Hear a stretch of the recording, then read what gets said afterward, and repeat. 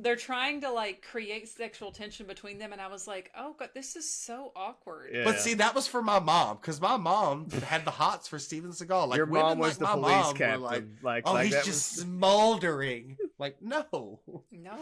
He's a smoldering temptress. Yeah, he's just like Nicole Kidman, really. Yeah. I mean... Yeah. It's Sartine Seagal. Satine Seagal. Satine Seagal. Sartine. No, he is Sartine. Sartine. Oh, God. In the morning, I'm making waffles. Whoever said orange was the new pink was seriously disturbed. And when it comes to huge openings, a lot of people think of me. Just call me a fuck ass. Brilliant. Scary. I get nasty when I'm horny.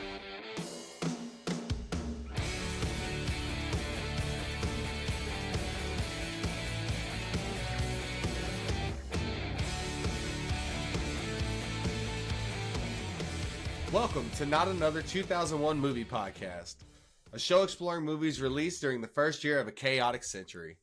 Today, we're going to move major weight. I'm Slate. I'm Allison. I'm Josh. All right, guys.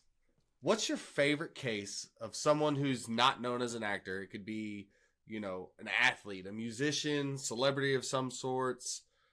Anybody that's, not an actor, but they're known in the, pop culture sphere, I guess, if you will.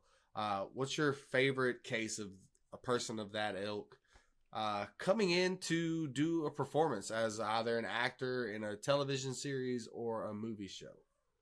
Or a television show or a movie, I'm sorry. A movie show. A movie show. This podcast is actually not another 1941. Moving pictures. Yeah. Talkies.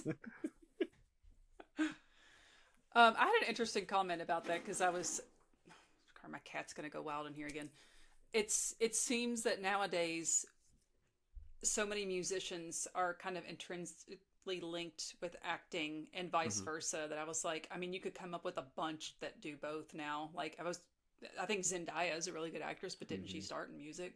Yeah, she started I think on the Disney Channel and then as a singer at the same time. Like, I was gonna say she was a Disney chick. It's like Ariana Grande and Miley Cyrus. Like there's so many of them that were kind of brought up in that machine, I guess. Sure. But I was trying to think back further of like genuinely someone that you wouldn't necessarily expect. And I mean, I think I have a couple. Okay, let them rip. I think John Cena is so funny. Okay, all right. I think he's done a good. Which, I mean, wrestling, you're kind of acting and putting on a show. Anyway, so I can see how that translates, and I think that kind of sort of explains The Rock's success in movies too. But I generally really enjoy John Cena's presence in movies now, and I think of him as more of an actor than a wrestler. It's funny, as a diehard wrestling fan, I enjoy him better as an actor than I do as a wrestler too, because I think as a wrestler he's really corny and over the top and like tongue in cheek, but as like an actor, he feels more genuine than he does when he's actually performing at what he's best known as, which is kind of weird.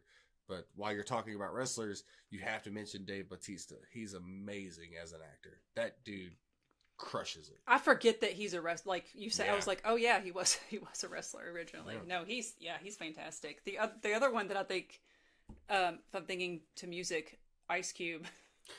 Oh yeah, Ghost of Mars later this year, guys. Ghost of Mars. I enjoy his presence in movies as well. Yeah, Cube's dope. I just checked out Anaconda, by the way, the new one, with Paul Rudd and Jack Black. Did you watch those clips I sent to the chat? Yeah, they're amazing. It's so fun. It's such a fun movie. Josh, what about you? There's a couple. So just want to, first want to shout out our Kentucky boy, Dwight Yoakam. Yeah, I think he's really good. Now, granted, I can't name like a thing he's been in, but like I think Sling Blade. Yeah, I mean that would be the kind of the thing I think that's most well recognized, probably. That and Wedding Crashers. Go ahead, give me a little comatose for me, baby. Yeah. You shut your mouth when you're talking to me. And it's interesting. I think there's probably a whole class of people that might know him as a actor instead of a country singer. Which If I is had wild. to guess, he's in. I believe he's in Panic Room, right? I've never watched Panic Room. It's one of those things that Yeah, I've always. I do wanted to check believe he out. is in Panic Room. I have Yes. seen Panic Room, but it's been 23 years or however long. Is that our girl? Is Jodie Foster in that? Yes. Yes, like And the the Fincher movie. Kristen Stewart in one of her very early roles. As Isn't the kid. Statham in it too? No, Statham's in. I what think is it? Cellular. Jared Leto in that, maybe. Yeah, he's one of the criminals. Yeah. And Forrest So- Whitaker. Yeah, Okay. Forrest Whitaker. Yeah, Yeah, it's yeah. one- Dwight it's- Yoakam is in it. Yeah, and it's a Okay. Fincher movie. See, I've not watched it, but it's always sounded cool. It's always been on my to watch list, so I'll have to get around. I remember Dwight Yoakam being in that too. So I just want to shout him out. I mean, I can't like speak to him like it's somebody like I love, but like I like some of his music, even though I get the impression, I guess, that he might be an asshole, which sucks, but whatever. He's a Pike County asshole, so he's one of He's those our people. asshole. He Ain't That Lonely Yet is like one of my favorite songs ever. I think was that about what's her face, Basic Instinct. Oh God, Sharon Stone. Sharon Stone. I think that song's about Sharon Stone, which is fun. That is an odd couple to put together. Far less prestigious, I guess, because I think Dwight Yoakam is actually probably a pretty good actor. But I think LeBron James is pretty good. And as himself. Now, granted, like he's only been in a couple things, Josh. but like he's really funny in Trainwreck. He is like legitimately hilarious in Trainwreck. Okay, I haven't seen Trainwreck, but I saw Trainwreck enough is of really John funny. Cena Space Jam. also in Trainwreck. John It's a- Cena's it's a great in good movie. Blockers. That's where like he really Blockers impressed is me. awesome. Um, Blockers is awesome. But I saw enough of the Space Jam 2 highlights to think that he was Well, LeBron was terrible. Oh God, So- it's not good. Well, it's not good, but it's also he is. I'll say this: he's way better than Michael Jordan is in the original Space Jam. I can tell you that much. I can confirm that just from I watched Space Jam, the original one, for the first time in a long time last week because poor little guy was dealing with the flu Yeah. and or a cold or something, and he. We cuddled up and watched Space Jam, and he dug it, and we were having a good time. And it's a fun movie. I love the Looney Tunes. Love basketball. Michael Jordan's really bad in that movie. He's like really. But Muggsy Bogues and Charles Barkley carry that movie. Yeah, They're yeah. amazing. All the lower level NBA players are way better in that movie. So. But I love my mama. Yeah. I didn't say that, Muggsy. You did. But LeBron, I mean, again, his only film credits, to my knowledge, are as himself, so it's hard to really judge you as an actor when you're playing yourself. But Trainwreck legitimately is like really fucking funny, and he's really good in it. So Okay. All right. and also, I'm a Cavs fan. I'm a big Cleveland Cavs fan. He's played for like 3 teams at this point, but he'll always be a Cav. He'll be a Cav next year when he's playing on his retirement tour. With Bronny? Nah, hope not. Okay. Well, the reason why I asked you guys is because obviously the movie that we're talking about today. Wait a minute. Let me tell you mine. Hold on. All right. They're going to answer your own mine. question, boy? Yeah. I'm going to tell you mine. Man, there's going back to Zendaya, I really love her in Challengers. I think that's an amazing performance. If we're That counting is like Zendaya, awesome. then yeah, she's Yeah, obviously but like, she fucking she great. doesn't necessarily count, right? For me though, my number one absolute favorite is Tupac and Juice. I think Juice is amazing. I think anything that Tupac ever did as an actor, when it comes to Juice, Poetic Justice, Gridlocked, Above the Rim, like he was just an amazingly talented actor. For him to, die at the age of 25, who knows what could have happened. If he was still alive today, what he would have done with his music and what he would have done as an actor, because he, went to art school with Jada Pinkett Smith. Like they both did theater and, just a very, very talented human being. Obviously Pac is my favorite rapper of all time. So maybe I'm a little biased, but I mean, I remember, just watching, YouTube clips and reviews of like people talking about his performance in Juice, and like everybody was just kind of blown away at his talent at the time. So I definitely think that for me, that is my favorite performance when it comes to somebody that's not known as an actor stepping into that and performing. But another Eminem and 8 Mile. Now 8 Mile was obviously a lot based off of his life, but still, was one of those movies that were just highly touted and people loved it, so but that would be mine. It would be Tupac in Juice with any of his movies, but Juice is definitely a top one. Also, we're recording this the day after the Super Bowl, so I will bring up a topical that Bad Bunny and Happy Gilmore. Bad Bunny is in Bullet Train. Oh yeah, Naughty Rabbit is in that, and I enjoyed his performance in that. Yeah, he's not in it very long, but Bullet Train's fun. That is a fun movie. I've heard that's good. It is fun. The thing is, did you all know that Brie Larson was trying to be a recording artist before she became an actress? No, but it tracks. She's singing in Scott Pilgrim versus the World. Yeah, it's like really her voice. Yeah. Okay. That's cool. Okay. It does seem like musician to actor works the best. I don't know. I wonder if I imagine like a lot of musicians probably come up in they probably do some theater. Like it makes sense that like athlete to actor is usually pretty rough, right? Because how many? Not trying to disparage athletes. There's a lot of athletes that are out there and taking theater and stuff, but I think to be a pro athlete requires a level of time and commitment to doing that keeps you probably out of the off the stage. Michael Irvin in Longest Yard is great. He's awesome in that. While we're talking about the musicians again, Tyler the Creator is in, Marty Supreme. So he's stepping into that role as well. I am excited to watch Marty Supreme, although I really can't stand Tyler the Creator as a human being. I'm curious to see how he performs in that film. And then also another one that I failed to mention, Josh, is Scott Muscudi, aka our guy Kid Cudi in X. The Ty West film. Yeah. He's pretty good in that as well. So, So, all right. But the reason why I asked you guys this question is specifically because it really does pertain to this movie that we're doing today. Today we are going to be talking about one of my favorite movies from 2001. It may not be known as one of the greatest movies. It may not be like the best movie you've ever seen, but it is a very fun action movie that I can't wait to talk about. And that is Exit Wounds, starring my guy, DMX. Hot, man.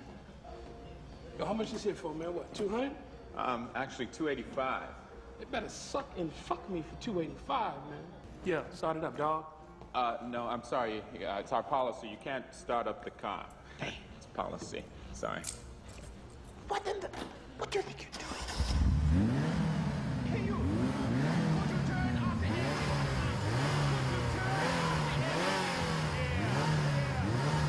Would you turn off the motherfucking engine off? You don't have to yell. All you have to do is ask. You get much better results. Will you please just leave? No. I want this. Well, unless you decide you'd like to live in this, I suggest that I suggest you get started on the paperwork. What do these people think? Oh my God. It's 300 in there. Make sure he gets the commission. He get... Keep the change. You know, maybe... I selected Exit Wounds in the Booyah category, which is our action category, and boy, oh boy, is it an action movie. This film stars Steven Seagal opposite of one of my all-time favorite top 5 rappers, none other than Earl Simmons, the Dark Man X, DMX, my dude. And these two, they're not carrying the weight of this film all alone. They're joined by a very strong cast of characters. You've got Eva Mendes, Tom Arnold, Anthony Anderson, Isaiah Washington, Michael Jai White, Bruce McGill, and Bill Duke. And this heavy-hitting film has a deep and intricate plot. So buckle up while I read you the synopsis from IMDb. You ready for this? Ready. All right, it's going to take a minute. Orrin Boyd, a tough cop in an inner city precinct, discovers a web of dirty cops and corruption. That's it. That's the plot. I'm pretty sure that like the plot to any Steven Seagal movie is like Mad Libs. Like you could just switch out a few of those words. Yeah. And it would pretty much apply to his movies. This is where I admit right now that I think this is the first Steven Seagal movie I've ever watched. Okay, we'll get into where I stood on Steven Seagal here in a few. But if you want to know more about this movie, then you have to look no further than the actual movie poster. The poster itself states, "What can two men do against a gang of crooked cops? Whatever it takes." It's so over the top cheesy, but the poster is actually iconic. Like the DVD cover is something that, like, once you see it, you can't unsee it. It is a really well put together poster, and so it's an iconic poster. And honestly, the soundtrack is iconic too. It has some bangers on it. The poster, it's another one of these examples of a movie that I'd never watched before this show, never before we recorded this podcast, but I knew the poster. Like, it was one of those, just, it was imprinted on my brain, looking through the video store type thing. Like, yeah. Allison, did you have any affinity or recollection of the poster when you first saw it versus when you come across it today? No. I did not. Okay. That's fine. I am curious, before I get into like the stats of this movie, if you will, I am just a little curious. Like, Allison, were you aware of this movie in 2001? Were you like even interested in finding out about like if DMX is a good actor, or is it just one of those movies that like you'd never even discussed or thought about? No, whenever you drafted it, I was like, oh yeah, that was a movie. It's a movie. No, this was definitely like not in my wheelhouse, I would say, at that time in 2001. Okay. All right. Fair enough. Let's see what else was. I wanted to pull up real quick just to see what else was going on. I know you're getting ready to get into the box office. Yeah. The Mexican had just come out. That was the top grosser for March that year. Enemy at the Gates. It came out the same day as Enemy at the Gates, which I think you had talked about drafting at some point in the True Life category, whatever that was called. Yeah. So that was kind of that really happened, Josh. The category which you drafted Fast and Furious in. So. Oh, I remember. Oh yeah, you tried to whatever the name of that category was. Like, you didn't. Yeah. Okay. All right. Okay, so you said Enemy at the Gates? It was probably it opened the same day. Yeah, so that was the biggest. I mean, the Mexican looked like it was performing pretty well. It won the month. So is that the one with Johnny Depp where he's like the blind guitar? No, the Mexican's the one with Brad Pitt. Brad he leaves Pitt. the girl at the Walmart parking lot, right? Yeah. Okay. All right. And it's not currently on the schedule for us, so I don't know if it needs to be in any way. I've never watched it, so. I remember my mother and sister watching it when I was younger, and they really liked it. I would be interested in maybe catching it sometime. So, and if we open a Patreon, there we go. There we go.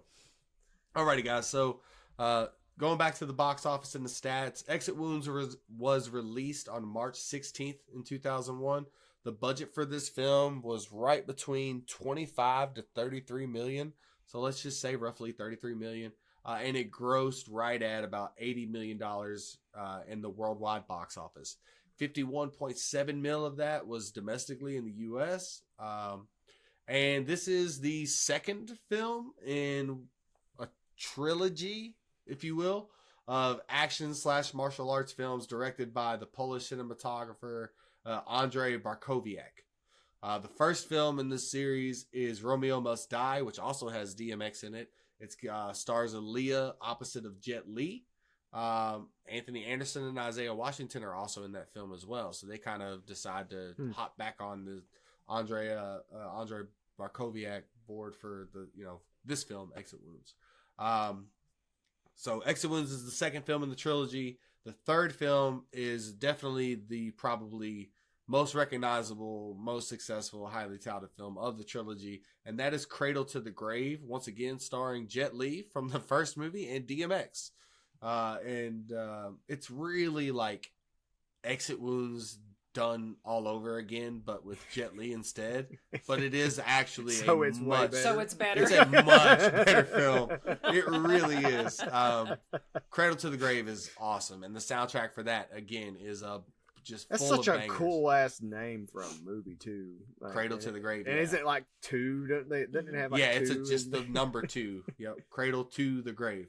Exit Wounds sits right in the middle as far as the audience perception and critic reviews go.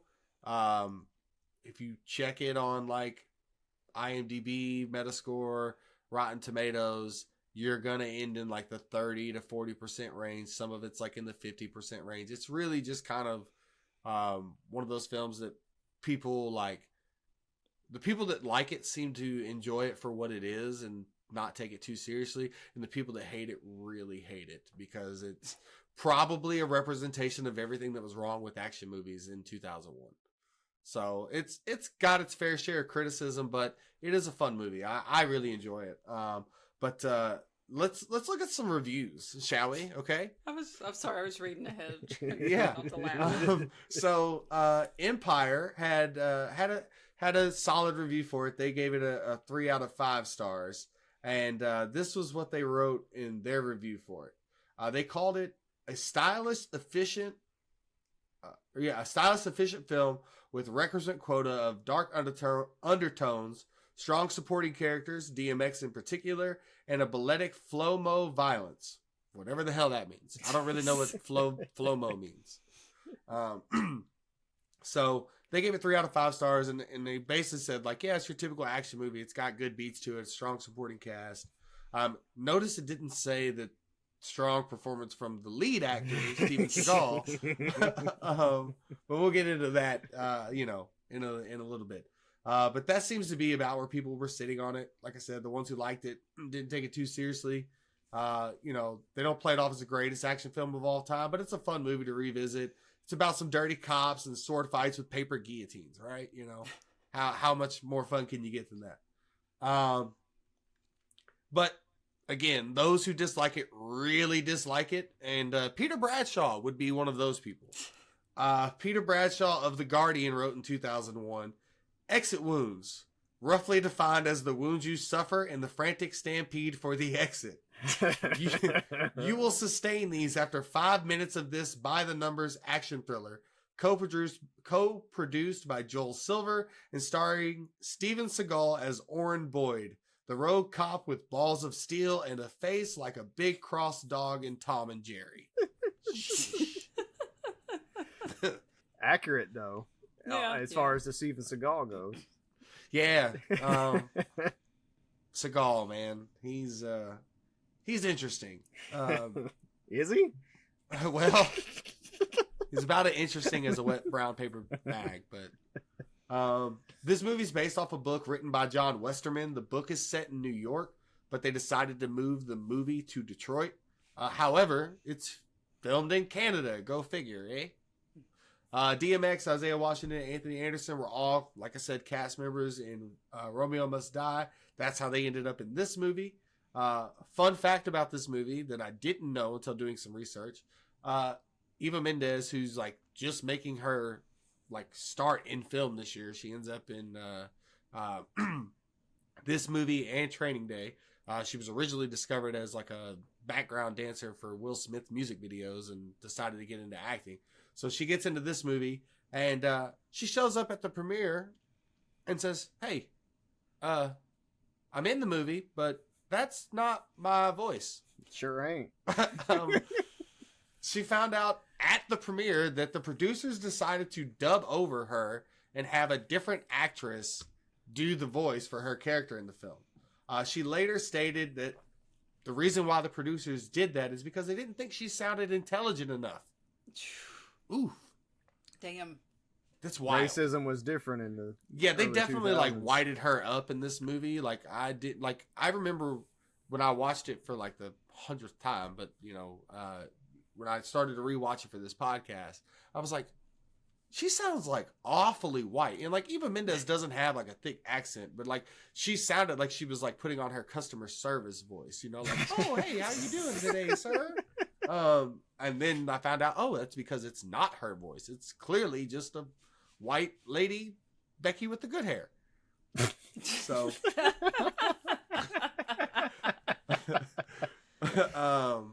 yeah. Some, you know, other things that happened while making this movie, they did have a death on the set, which I found interesting is that the man who died on set was a stuntman. His name was Chris Lamont, 35 years old. Usually when somebody like dies on set, they dedicate the movie to them, right? Or they at least say like, hey, in loving memory. Mm-hmm. It's never mentioned in the credits or anything of this film. Which I hadn't even thought to look for that. That's strange. Yeah. But on August 18th, ABC News reported about the death. On August 18th, the fateful scene called for Chris Lamont, 35, and another stuntman to jump out of the back doors of an upside-down van. Lamont, who had been performing dangerous maneuvers for over 14 years, allegedly hit his head when he leapt from the moving vehicle. Warner Brothers is quoted in saying, Lamont made an error with his footing. That was stated by Senior Vice President Mark Reina. He told The Hollywood Reporter, he landed badly and hit his head on the pavement. We are very sad about this. It doesn't happen very often. Okay, let me interject here. Yeah, where's the publicist? Right. With this, because that is a shitty statement to make. That is the shittiest statement. Yes. We are very sad about this. You sound so sincere. Well, it doesn't happen very often. Like, you know, they use it. And then saying, like, you just blame the dude. He made an error with his footing. Like, why don't you just say it's a dangerous job and accidents happen? Like, why are you blaming him? It sounds awful. The statement does sound bad. I will, not to defend this vice president. I mean, it sounds... I don't know. It's hard without context of the article. It's hard to know if it's him saying it or if this came by way of a publicist, or a lawyer. Or a lawyer. Like that's the key. Really, is like somebody's just watched something to try to keep it, you know, in legalese.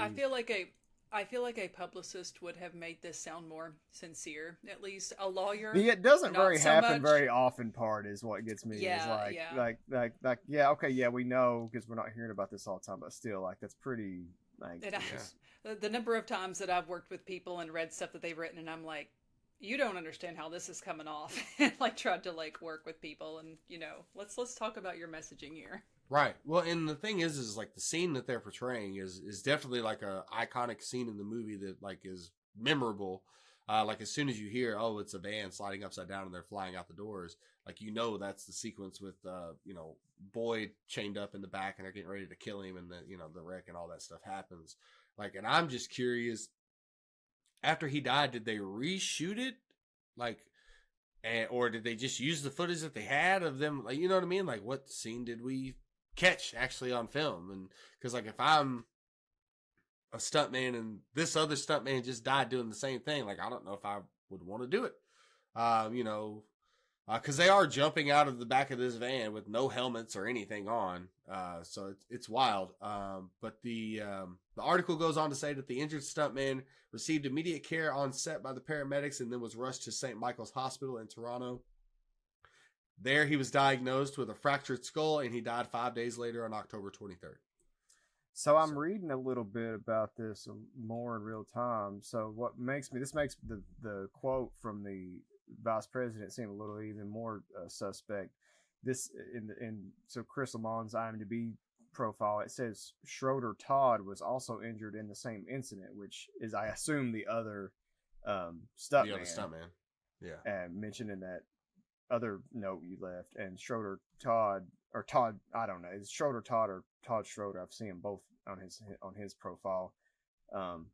He was still working up until a few years ago. I think he's still alive. I guess he looks like he's pretty old now, but I don't know if another guy got hurt too. It makes me wonder, did something else happen? You know, it was a poorly planned stunt. Sounds like it. Definitely sounds like it.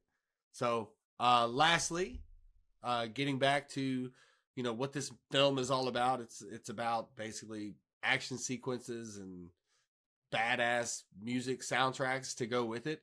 And this film has one of the best soundtracks ever in the history of movie soundtracks. If you're a hip hop head, like I don't expect Josh and Allison to love the soundtrack, but it's got appearances by DMX and Nate Dogg, of course, with Ain't No Sunshine. Then you've got the Locks, like Jadakiss' group.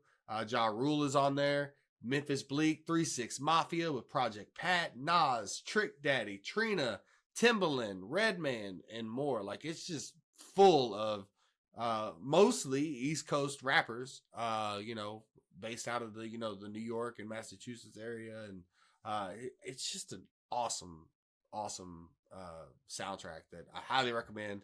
That it really fits with the movie. So, but that's pretty much all I got on kind of the background of the film and what it did. And so let's dive into the movie. What did you guys think of it? I didn't hate it. Okay, I'll take it. That's a win. I expected to hate it, but I actually found it weirdly watchable. Yeah. There's some really creative action that I haven't seen in another movie, so I like the whole like let's tear up these paper cutters and now we're basically sword fighting. Yeah. And just the creativity of some of those scenes. I'm like, okay, like I'm seeing some new stuff, even though like DMX grabbing the chain and walking around the wall doing the kick. Yeah. Dude, him with the gun when he was like, yes, with the shotgun and the belt. I was like, what is he doing with this gun? And then when he like threw it up, I literally like LOL'd so hard. I was like, oh my God, that's amazing. This is so good. So good. Well, okay. Josh? As I was watching it, I tried to watch it a second time before we started recording, and it was just really difficult to squeeze in. But especially the second time as I was watching it, I kept thinking, like, okay, I've seen far better action movies. Like to me, like this is the best parts of this are like trying to like you're like they're spiritually like they're more in line with like a lot of cool Chinese action movies. And I just think they just generally like they just do it better. Like I just think so much of this stuff is that they do it better, or at least they did at that time, like John Woo. But that being said, so we're thinking about it like 25 years ago. Like if I'd seen it then, I wouldn't have ever even seen a lot of those John Woo movies. So I might have been like eating this shit up if I was a 10-year-old watching this. And now watching it, even though having that knowledge and seeing so much stuff that I think is better and or more creative or just more fluid. That being said, I would hold this up as superior to most action movies that are come out today. Like it's Facts. Just the way it's shot, the way so much of like when you have scenes with multiple people, something I'm really hung up on. I was watching something recently that kind of highlighted this, and now I'm like so hung up on this every time I watch something from the podcast and from just like modern things. I always look out for like the focus and where the camera is and like what's going on in the background of scenes and like what you can see in the background of like a movie, many movies made today where like the entire background is out of focus and the only thing you see are like maybe one or two characters in the frame, and that's all you can make out in the frame, versus something like this where there's constantly, there's a lot of close-ups and stuff, but there's also entire scenes like filmed in like a nightclub where you can see all the dancers and crazy shit going on in the background. You can see plenty of tits in the background. Yeah, while guys are punching each other in the face. It's great. It's like everything you could possibly want. It's such a man movie.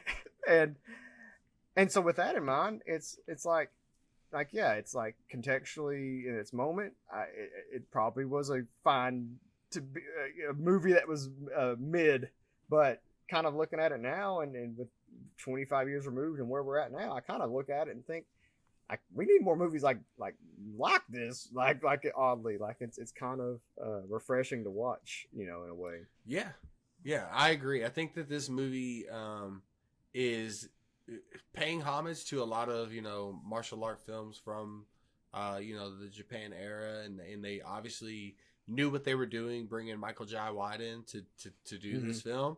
And him versus Seagal is just an awesome, like, combat thing.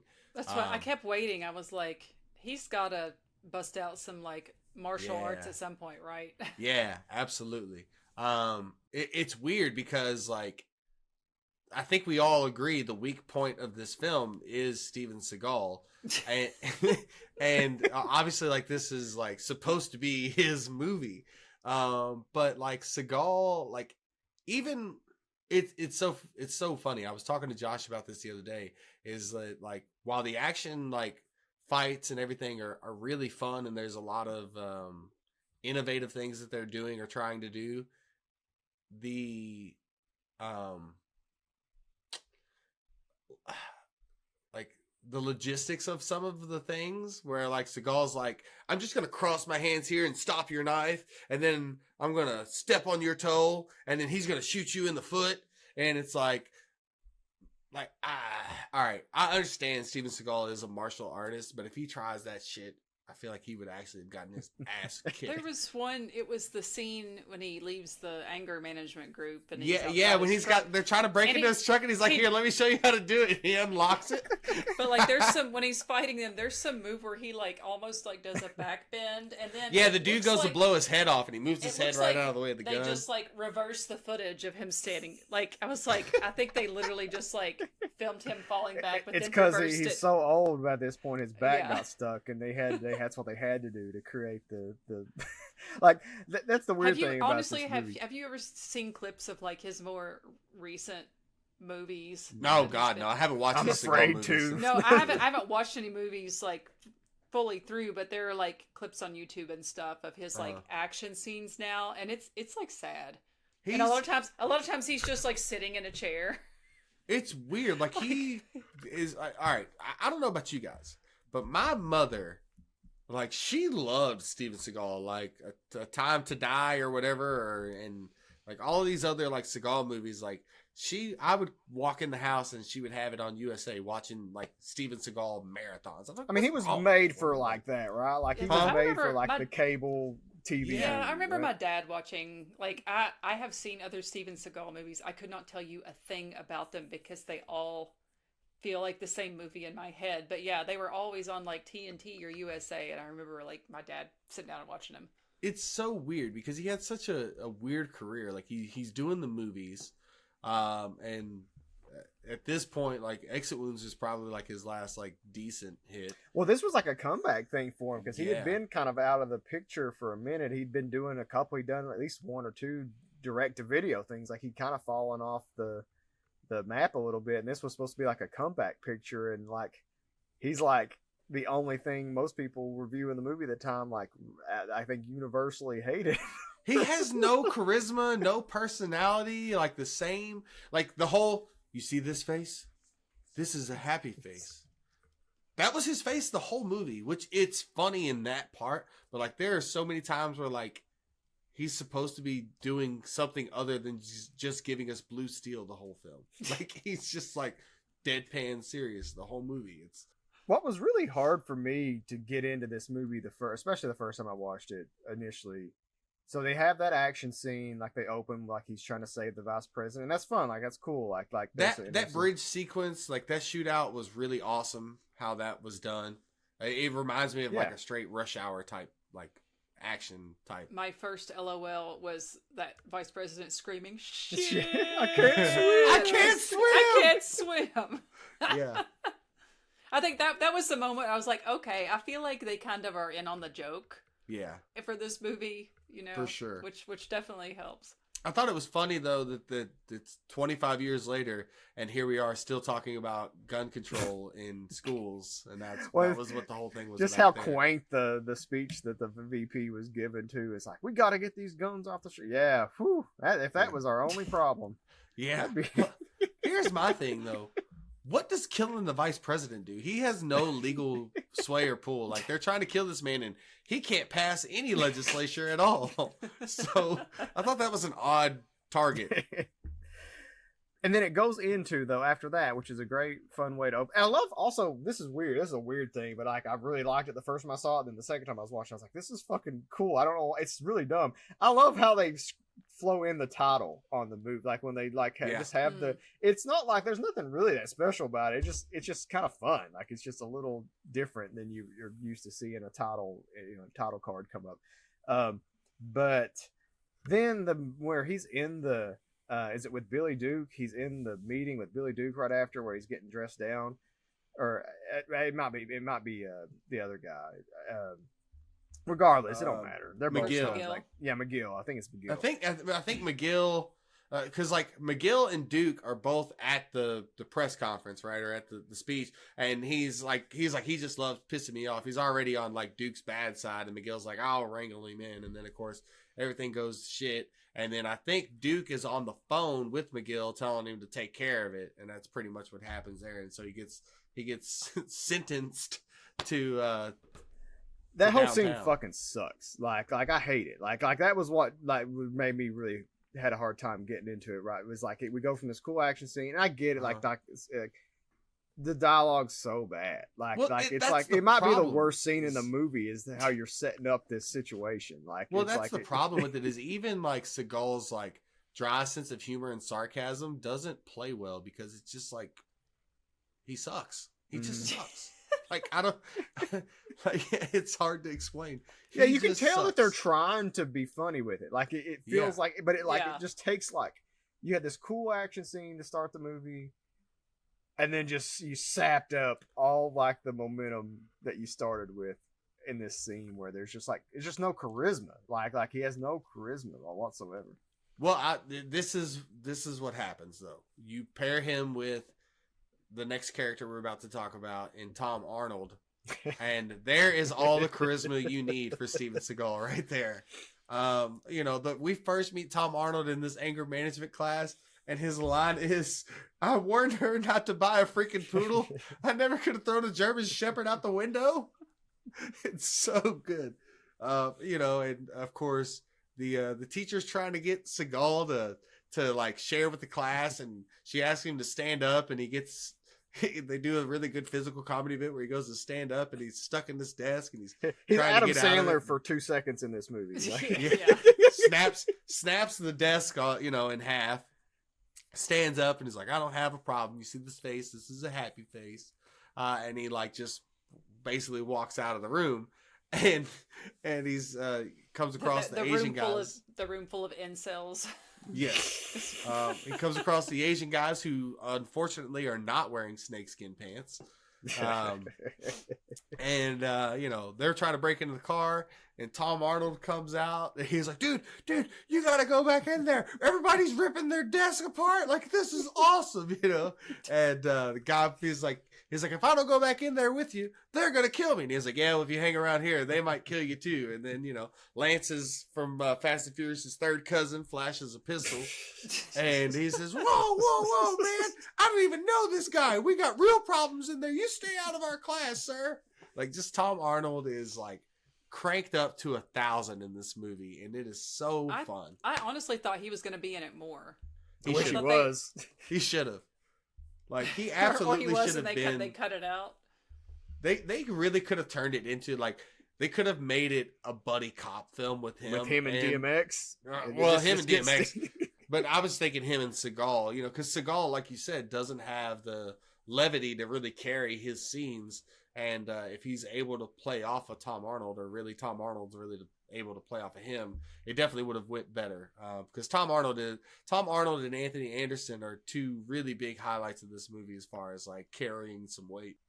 When it is clear, like the scene, like the like that scene, like the best scenes in this movie are when he is on screen with Anthony Anderson or with Tom Arnold. Like that, yeah. Like as far as the scenes that involve Seagal.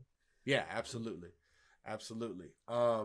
But I think we gotta get into, the reason why I chose this episode. Again, DMX, like he's a fucking star in this movie. Like, I think he's awesome. He's good. He's one of those, like he'd been in Belly with Nas. But like this was probably like his first, real mainstream style movie, because Belly is a hip hop movie. Like, only the hip hop heads really went and saw it. It's not like a movie that, your traditional audience is going to go see. You have to like really love hip hop and be a fan of DMX and Nas and to want to go seek that movie out. But so we come across DMX, and of course, like, they drop the It's Dark and Hell is Hot, Ain't No Sunshine song. It's perfect, like perfect needle drop. He walks into the jail to have a, you know, FaceTime meeting with his brother through the glass, which we're not sure it's his brother at the time. He just says that he's a friend. But I just kind of wanted, I mean, that's the first like sequence that we have with DMX. It's the first time we see him in the movie. It is a scene that carries some emotional weight too, which is really unique for them to start with that for him, versus like another action sequence or a hip hop club scene or whatever, you know, counting money, doing something. Like, you could have started with anything, but they chose for it to be this emotional weighted scene at the very beginning of the movie. And I'm just curious kind of what your guys' first impressions were of DMX when he comes across the screen, because I really do think he just pops on the screen. I think he just stands out. I think his performance is great. And you know, as the movie goes on, what did you guys think about his performance overall? I think he has pretty good like screen presence. More than I expected. I don't think I've seen anything else that he's been in. But he didn't stand out in a very obvious or bad way like a lot of musicians do, where like he feels like an actor, right? He feels like he feels like an actor, as opposed to like, well, this is clearly so and so pretending to be, you know, whatever character. Yeah, I agree, and I think it's interesting.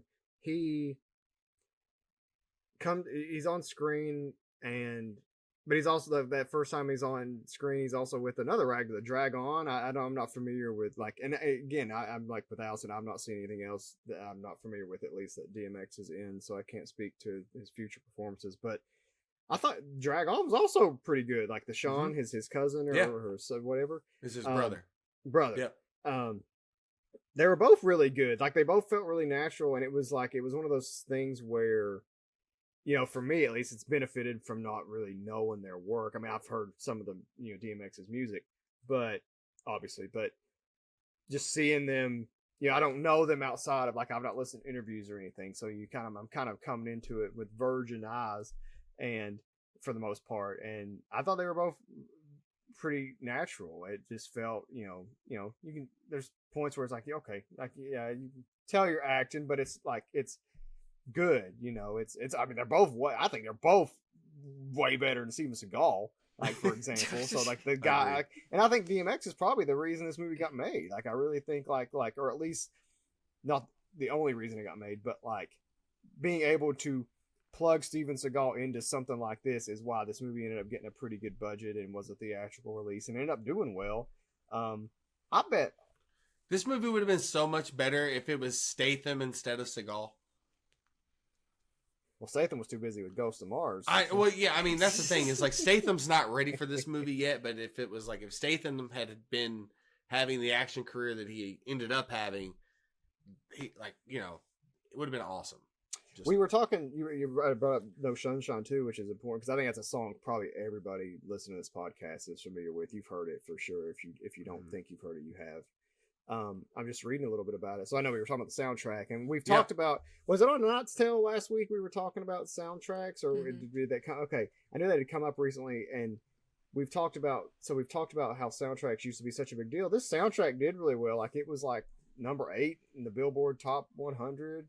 Which is crazy for a soundtrack. Yeah. No, that's what Slate, I was talking last week about, like, sound that used to be like a big thing with like soundtracks through like Space Jam soundtrack was a banger. The original. Yeah, like, through the 90s, and it seemed like basically whenever music went digital and you could just buy like a single song or download a single song or whatever, that the idea of like buying a soundtrack just kind of died, because you can curate your own, I guess. But well, we're going to talk a little bit more about the soundtrack too when we get into the special feature, because it does play I think a pretty big role for this film and Cradle to the Grave. Those soundtracks really, while are great soundtracks and successful, they kind of take away from DMX's career in a sense too.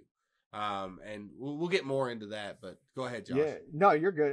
We definitely talk about it more then, but No Sunshine was written for that soundtrack and made for this movie. Like, and that's kind of cool. It's like, for that to be like, I know that song, like, it's a really big song, and for it to have been made for a soundtrack to a movie that was fine at best. Like, it's pretty cool. Like, that's like we miss. Like, that's something I think we miss. Like, I really think that's a cool thing. To be clear, we are not talking about Bill Withers' "Ain't No Sunshine." No, we're talking about the DMX and Nate Dogg version.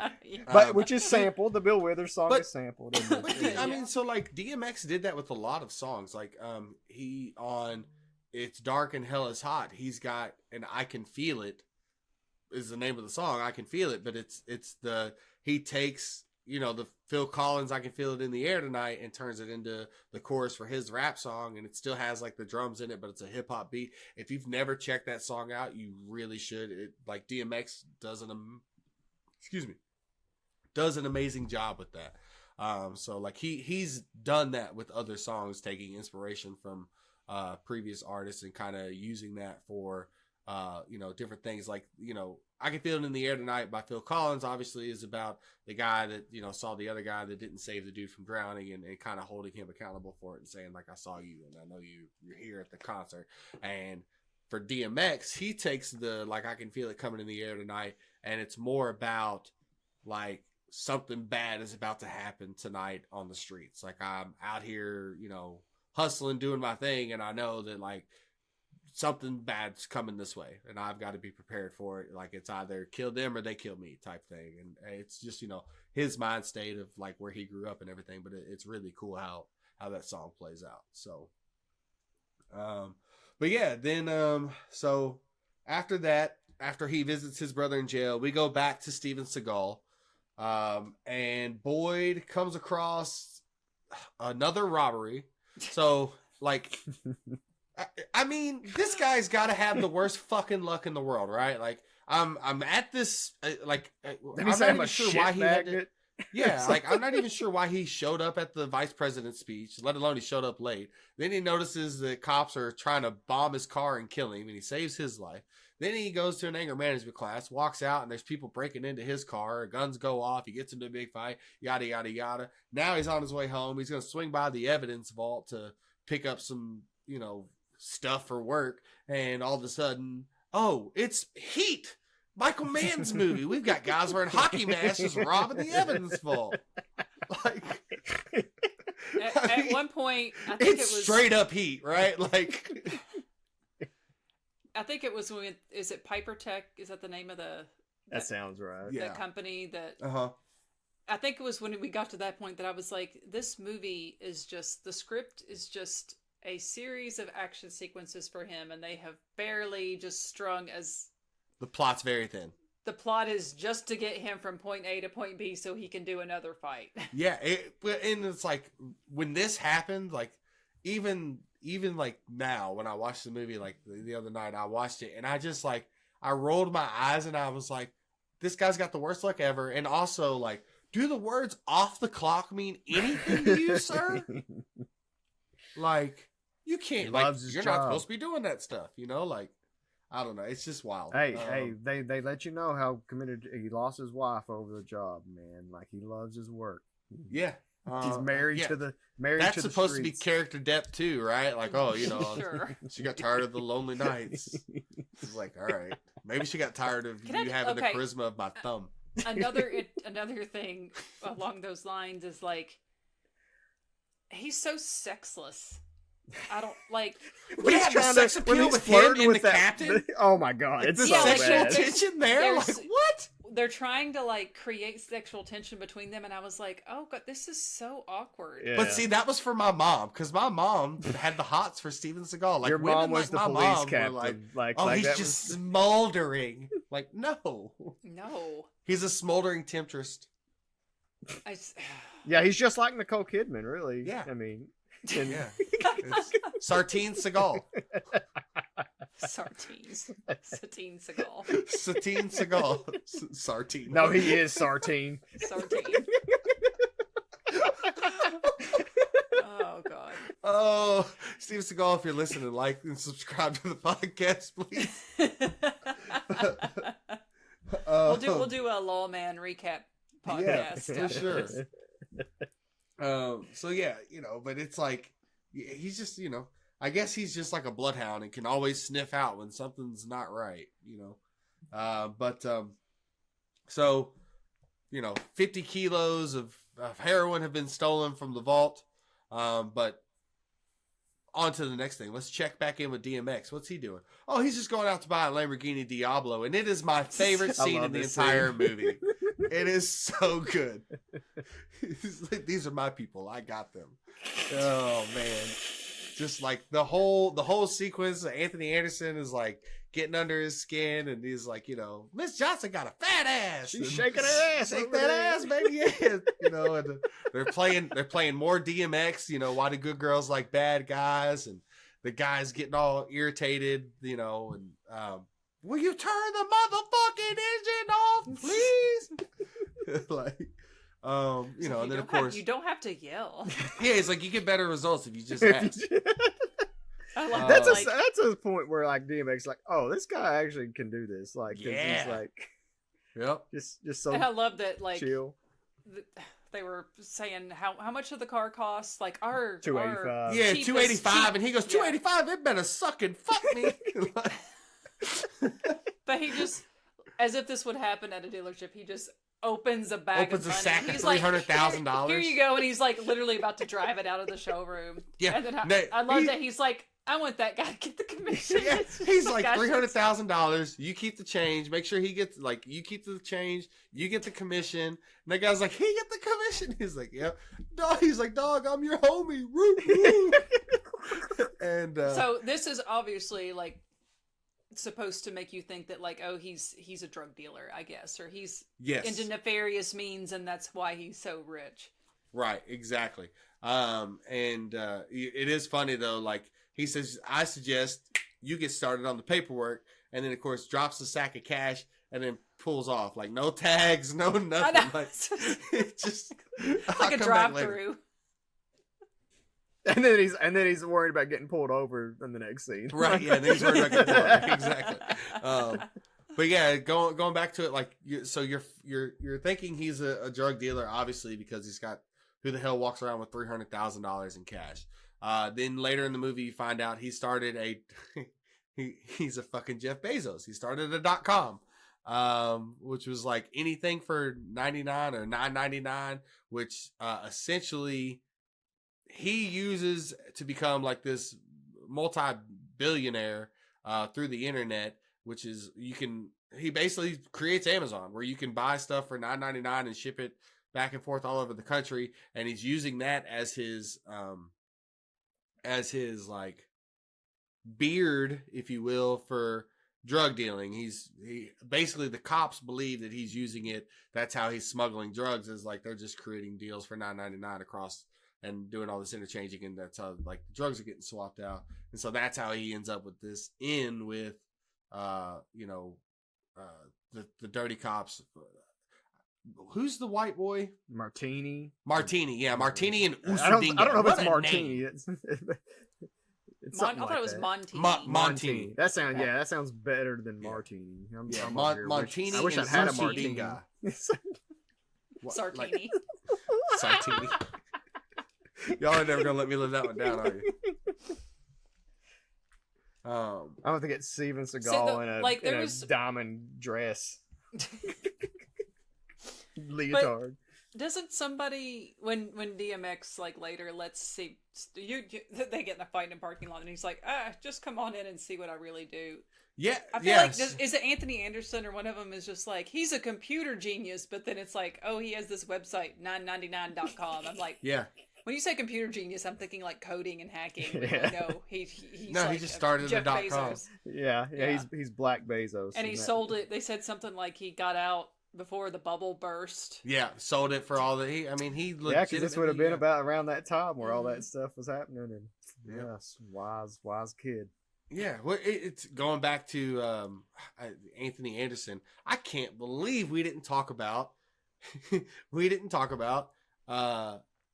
Again, Boyd's driving around and sees a bunch of cigarettes in a yellow Hummer and decides, all right, these people are up to no good. So he comes in and arrests Anthony Anderson and handcuffs him to the grill of his Dodge Ram. And Eva Mendes is like, yo, what's wrong? Let him go. And he's like, I'm a political prisoner. He's like, yeah, he's Geronimo Fat. Get out of here. That was good.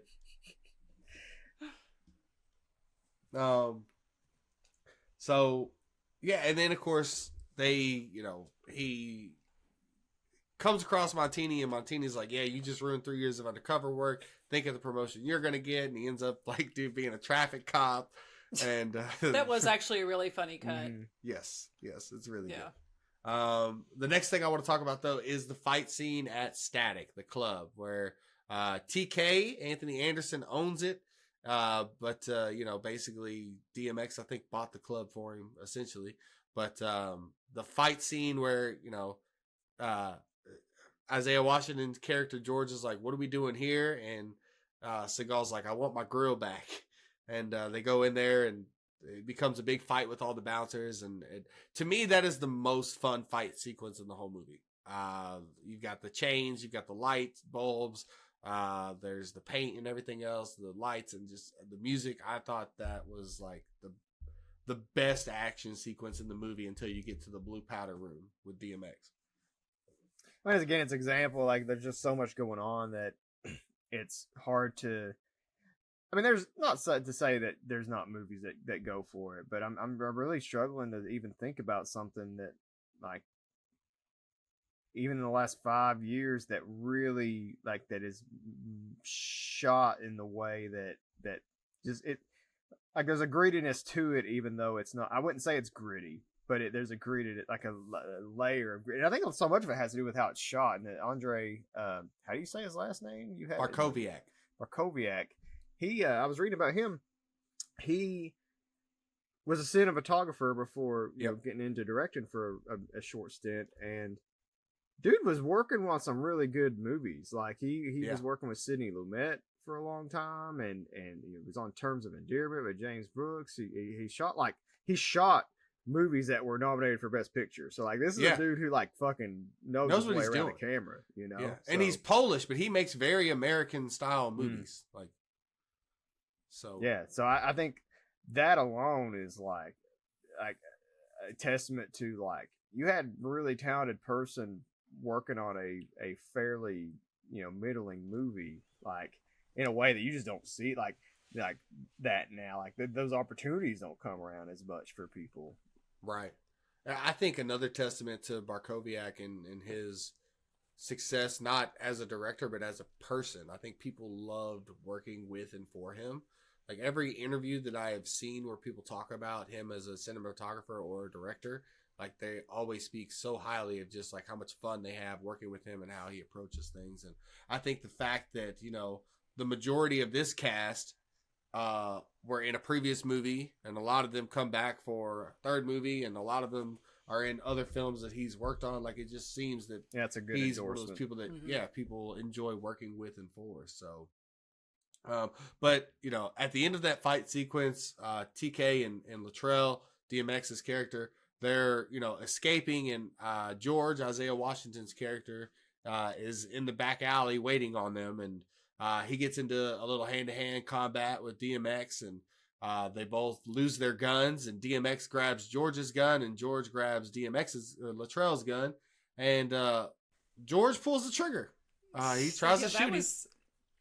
I was like kind of surprised by that. Yeah, he pulls the trigger, and you find out that the gun's not loaded. So Latrell's walking around with a gun that doesn't have bullets in it, and he's got George dead to rights, and that dude just tried to kill you. And what's he do? He looks at him, empties it, and leaves the gun and takes off. Like, proves right then and there that this is not a bad dude. He's not going to kill this guy. And it lets you kind of know there's something deeper on the surface level. Because if he is this drug dealer or something, then like he would have shot the cop. So why did he not shoot him, right? Which is, he escapes by balletic flow-mo jumping over the dumpster, whereas Anthony Anderson just kind of crashes into it. And pull me through, dog! I'm stuck! I'm fucking up my Versace suit! He is so fucking funny in this movie. Like, he's great. He's great in this movie. He's he's honestly in a different movie, really. Like the him and Tom Arnold both. Their movies in the credits. So, and then of course we go on to find out. Okay, so Latrell's whole thing is he's aware that these cops are dirty. They busted his brother for something that he didn't do and framed him for it so that they could keep a different drug dealer on the streets that they've been working with. And now he's kind of trying to fill the void, and he essentially is got this whole sting operation with hidden cameras and microphones and gadgets, and he's going to release all this video footage to prove that these cops like Montini, Usudinga, and Michael Jai White's character are all in on it. And, you know, they're running this huge drug wing, and they're the ones that stole the 50 kilos of heroin, and he's going to buy it off of them and then basically bust them. It's weird though, right? I wasn't expecting Michael Jai White to be the bad guy.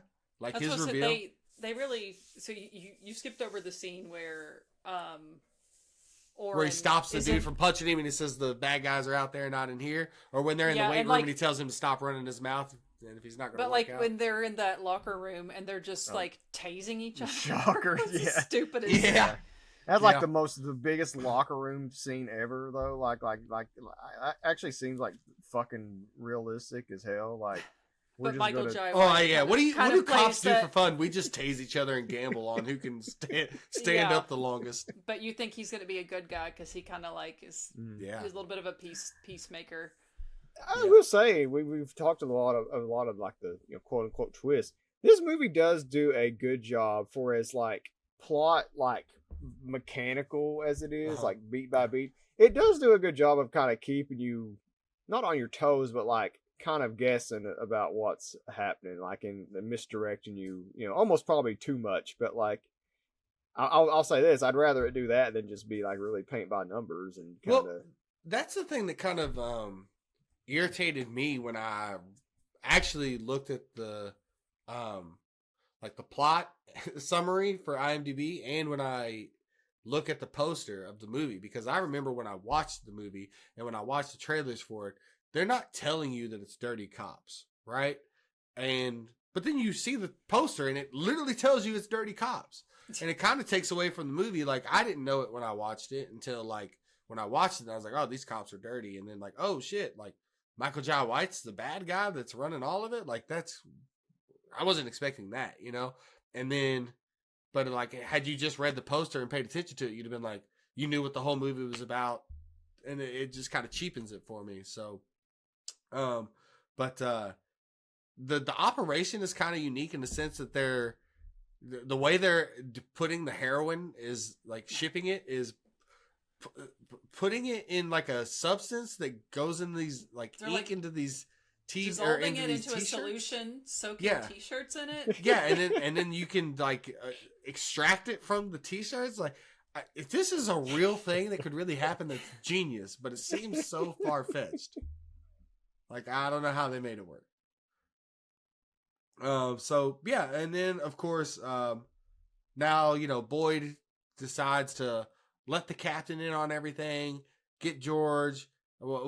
He has the fight with DMX, and DMX reveals the whole big plan and shows him, hey, this is what really is going on, and they decide that they're going to make a move on it, and so you get the final action sequence, which is where you find that. How many times does DMX tell Anthony Anderson's character to like go get them a drink? Yeah, couple times. Go get my drink, bitch. But then you find out that Bruce McGill, who's like Boyd's best friend, like his chief, but also like been in the line of duty with him for 20, 30 years. They're really good friends and real close. He's the leader, if you will. And, turns and puts a gun on Boyd and is, getting ready to kill him before Bill Duke comes in, droopy dog, and saves the whole day. Honestly, I wasn't surprised by that. It was like, as soon as he showed up and he was by himself. Yeah. And he was like, I didn't know who to trust. And like, Oren hands him like, here, put this bulletproof vest on. And I was like, the fact that they're like lingering on this scene tells me that like there's something more up with this guy. Yeah, see, as a 10-year-old when I first saw the movie, I didn't clock it, yeah. But yeah, actually now that you're older, when you watch it, it becomes pretty obvious at that point. It is funny though, because it's like, how is this guy supposed to be like his really good friend, but he looks like he like is so uncomfortable holding a gun? Like he does, you know what I mean? Like he doesn't look like he's ever done any cop work at all. He's just a a desk. The exchange of like, you know, they both got their guns on the dirty cops, and he was like, he's our leader, and then like it shows Bruce McGill's character going like, and just turning to Steven Seagal's like. He just does this like double take, doesn't even say anything. It's like Seagal's like, I didn't read that in the script. Did they change this on me? What happened here? Also, one thing you skipped over that I shouted out loud. Oh, yeah, go ahead. We talked about, you know, he has this weird scene where he interrupts. Okay, first of all, when he goes to the new dinner. Are you talking about the dinner? He has to speak to the captain, and he's talking to some woman, and he's like, "Take me to the captain." Oh yeah. Oh my God, the captain's a woman. Oh shit. Yeah, he says something about like, take me the ringleader of this circus, like, you know, in the sense that she doesn't have a grip on things at all, and then you find out it's her, and he's like, oh shit. But you know, then later he interrupts. She's on a date. He interrupts the dinner. He starts eating that guy's food. Eats that guy's food. They have what is an attempt to be sexual tension that just made no sense. But then later, she says like, "You gotta have proof or whatever." So they get their proof when the dirty cops are shooting at them later. When she crashes the car, one they're like trying to escape, and she's just doing this insane driving, and their Jeep is all shot up to hell. And she gets a wicked death though. Yes, they bust through the parking garage to escape, and he says, "I always knew women were bad drivers." I was like, "What the fuck is this? She saved your life." She said, "Yeah, I agree," though. And she said, "Yeah, I agree." And I was like, "This movie hates women." This is a thing I can't imagine saying about any other movie this year. This movie would be markedly improved if there just weren't women in it. Honestly, the few women that are in it are not given. Well, Eva Mendes is half in it. They use her physical appearance. Exactly. But yes, so Jill Hennessy, who was in like Crossing Jordan, that's where I remember the show. I remember her being in. Her death shocked me. Brutal. It's because crazy. They slow-mo and you see her face crack the windshield. And hit the face on the driver, like on the steering wheel. They make sure you see it, and then it cuts to he's rolled out of the car and he looks over, and I was like, oh, she dead. She very clearly dead. And then he's just like, well, gotta keep going. Gotta go. Now imagine that scene shot today, but with rampant CGI, and how much worse it would look. Oh yeah, it would look like Final Destination. But yeah, I was like, oh wow, I didn't expect that. So yeah, Merrily, if you're listening from Fear Coded, you would hate how they treat women in this movie. Back to our Terrifier discussion.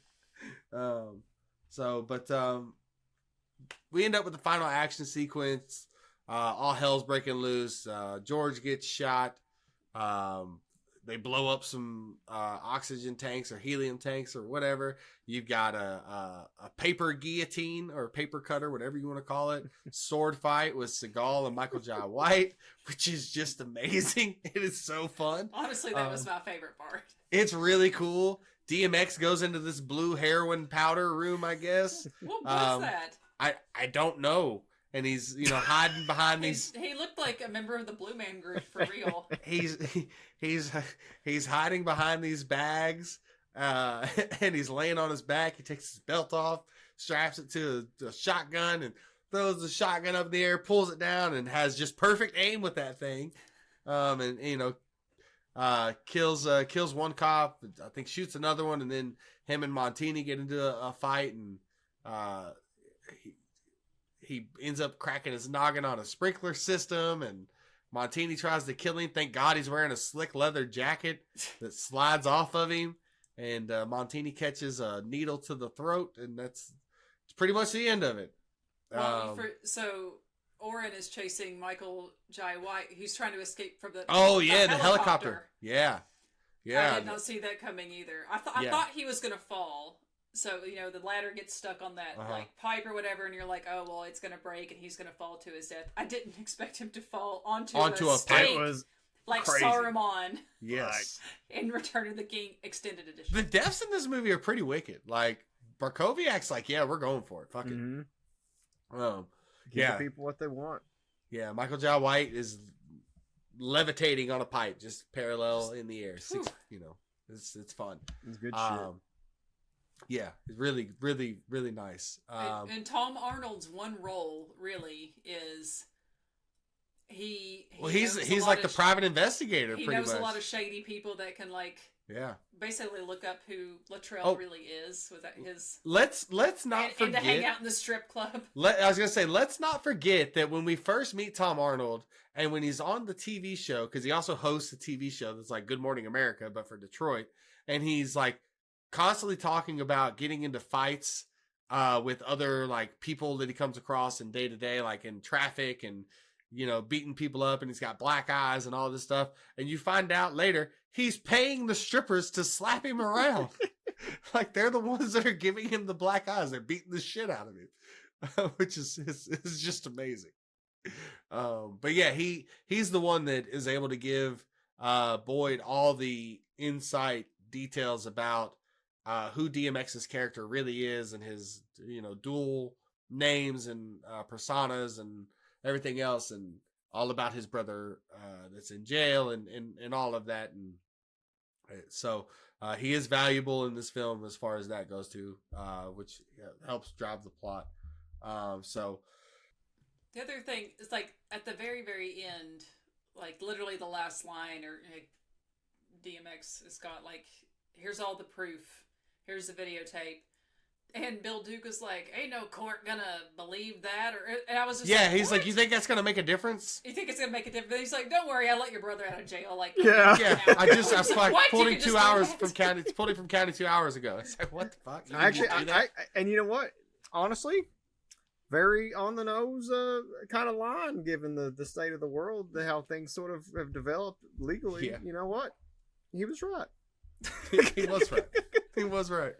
At least he did him a solid. Yep. Anthony Anderson's also he got shot, right? He's shot, and they're taking him in the back of the ambulance. Do you film my surgery? He's like, my mama loves you, Henry. My mama loves you. Oh, can we record your surgery? Yeah, you can record my shit. It's just, I do love it. Like, he's like multiple characters. Love this fucking guy. Like yes. like his Isaiah Washington's character is like all about him. Yeah, too. he watches him too. He loves him. They all love him. He's crazy. But he gets like so amped up that he's like come across a fan as a guy who got shot, and he's like, oh, can I just record them like putting you under and taking the bullet out of you? Yeah, all right, cool. And then he starts talking about everything else, and it's just, and all of a sudden, like, that's the end of the movie, and it's the end of the movie. The best part of the whole movie is the credits, where it's him, it's Tom Arnold and Anthony Anderson sitting down and just ad-libbing just shit. Like just like, so it's so good.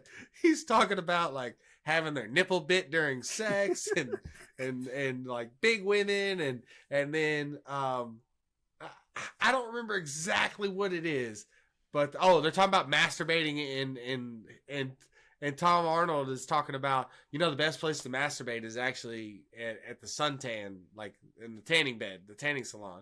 And he was like, you just got to keep one eye open or whatever. And Anthony Anderson goes, oh, yeah, the tanning salon. And Tom Arnold goes, well, you probably don't go there very often. But and Anthony Anderson cracks. Like, you could tell that line just broke him. He was like, that's hilarious. Like, just those two comedians kind of going off, just riffing off each other and ad-libbing and improv, and it's really honestly like the best part of the movie. Just so much fun. So yeah, rare that you say the credits were the best part of the movie and it not be because you were super happy at the movie that it was over. Yeah, fair enough. I mean, but I like I said, this movie's enjoyable. It's not the best movie. It's not life-changing or even a film that is going to set the standard for action movies for years to come. And this movie does really have a lot of examples of probably a lot of things that were wrong with action movies at the time. That, how action films started to get stale and follow into the same kind of repertoire and everything else. But, like, for its time, it's still very fun and enjoyable. And, like, you just have to go into it and just, like, have fun with it. And I think you will. I said in the beginning, like, as soon as the vice president's thrown into the river and he's Yeah. screaming. I was like, this movie is in on the joke, and that's like what makes it kind of fun to watch because they're not taking it too seriously. Except for God, Seagal. It right, and I'm like, God. Yeah, no one told him the. Yep. Also, we did not bring this up the whole movie, but this really, what the fuck kind of name is Oren? Oren? Or It's Oren, Oren. whatever the, Oren. whatever the. Have you ever seen that name in your life outside of this movie? Oren Boyd. Yeah, no. If your last name's Boyd, your first name doesn't get to be Oren. It needs to be like Jimmy, or Jimmy, Billy. Billy. Billy Boyd. Seagal definitely Oren? wrote his name, right? He was like, yeah, I'm going to change the name. Oren. I mean, If we're moving the name, movie. I've heard the name Oren, but no one named Oren looks like Steven Seagal. I haven't heard the name Oren since like 1942. Well, it's about. I guess that's where he came from, like the character. Yeah, it's like, what is this movie? So, anything else you guys want to say before we get into the special features? Any final thoughts, last things that you liked or disliked that we haven't discussed, or anything that is there anything you would like other than Seagal? Anything that we would change about this movie, or is this a movie that you would like to see redone with somebody in today's time, like J. Cole or something? I don't need to be redone. It's. I mean, Fair. it's. I feel like the plot itself is so kind of. Yeah. We've seen this in other movies, maybe with a little less like humor and creativity in the action, but I agree. No, yeah, I don't I don't think it should be redone. But for me, it's just an awesome movie to see like DMX really branch out from being an artist to becoming a legitimate actor. And we're about to get into the special features, which we'll talk a little bit more about, like DMX. A lot of the special features pretty much going to be based around him. But it's a shame to see how great of an actor he is in this movie versus how good he is in this movie versus like how great he really is in Cradle to the Grave. Now, Cradle to the Grave is again like almost the exact same movie, but it's a lot better. And if you guys haven't seen it, I really think you all should watch it. I think you would love it. There's a four-wheeler sequence where DMX is like running over cop cars in a four-wheeler and being like chased. It's great. They're playing X Gon Give It To You while he's just like on a but say no high-speed more. chase. I mean, that's my favorite. That's one of my is- favorite songs ever. It is so awesome. And it's just a shame that like we got those two movies and then he really starts to kind of go in a spiral downwards and never really captures success. Musically, he does a little bit, but nowhere near the level that he was at this time, and nowhere near like the acting that he could have done. Like he legitimately could have been a serious contender for a really good actor if he'd have been able to stick with it. But I think that his demons with drugs and legal troubles with a lot of things that he had going on are what kind of kept him away from that. So, but it's just like when I think about this movie, he's the first thing I think about because one, like I said, he's one of my favorite rappers, but two, it's like you were right there. You had it. You were at the highest level that a hip hop artist at that time could really hit. You had 3 number ones back to back to back, all of your first 3 albums. You're the star of this movie. You're the star of Cradle to the Grave. You've made 2 amazing soundtracks and these albums. And then like it just fell apart and crumpled and he like disappeared for a long time. And then when he came back, we find everything that's going on with him. It just sucks. So it's like, man, it's like one of those bittersweet things. Like I love to see it, but you're like, man, what could have been, right? he had 15 children. Sorry, I'm reading your notes. Yeah, 15 So children? He had 15 children he had by 15 9 women. children by 9 baby mamas. So all right, yeah, all right. Let's go ahead and just dive into the special features now. I kind of went ahead and gave you a little bit of it, but I do want to just like take this time to highlight DMX and where he was when this movie in Cradle to the Grave was made, and tragically he fell into drug addiction, multiple arrests, and like it was a very long, extended period of time that he's struggling. He stated in an interview that his drug addiction to crack cocaine started when he was 14. He was handed a joint that he thought was just marijuana, and it was laced with crack, and he didn't know it. And so that really, started his addiction, mixed with a lot of his mental and personal struggles. His mother, when he was like 12, maybe younger, I think he might have been like 8. He was a child. His mother took him to like a boys' school and dropped him off and like left him. Like just dropped him at an orphanage and left him. And then like kind of came in and out of his life as like he got older, but he, spent a lot of time on the streets and homeless because he would run away from the boys' school, and like he just had a really, really tough upbringing that it's amazing that he made it where he did, and how he was able to escape that for as long as he did before he kind of fell to his demons. So, but he, after this movie and Cradle to the Grave, he would kind of come and go from the limelight for pretty much over the next decade. Ultimately, he started to get back on track, before his untimely passing in April of 2021. He died of a heart attack, but they say that it may or may not have been a drug overdose induced heart attack. HBO Max did a whole music series documentary on different things. Like one of them's on Alanis Morissette, which is really good. It's called, I think, Music Box. They did one on Juice WRLD. They did one on Woodstock, which DMX played at, which was amazing. I watched the Woodstock one. Yeah. Yeah. If anybody questions how like popular DMX was, go watch DMX's performance at Woodstock. That crowd is like, it looks like 100,000 people, and they are just eating it up. He has them in the palm of his hands. It's amazing. But they did a documentary on DMX too. It was called, I think it's like DMX Don't Try to Understand It. Or, I've got it written in here somewhere. Yeah, Don't Try to Understand. Yeah, DMX Don't Try to Understand.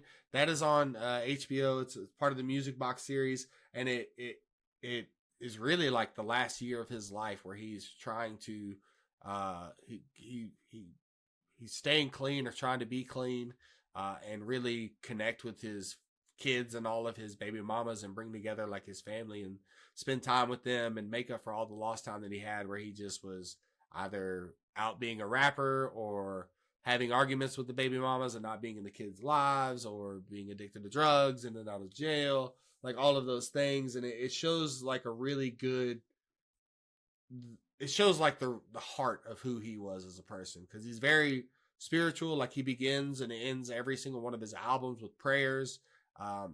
He's known for like ending and closing his concerts, instead of doing a finale, he has a prayer, and he like cries during his prayer, being like so thankful for like the gifts that God gave him and his performances and stuff. Like, he did a lot of ungodly things, selling drugs, robbing people, making music that he made, but like still having like that heart and connection was like so powerful that a lot of his audience was able to connect to that. So, and there's a lot of Christians that do ungodly things.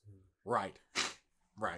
So, all right. So where he's at musically when this movie comes out, he released And Then There Was X about 15 months before Exit Wounds comes out.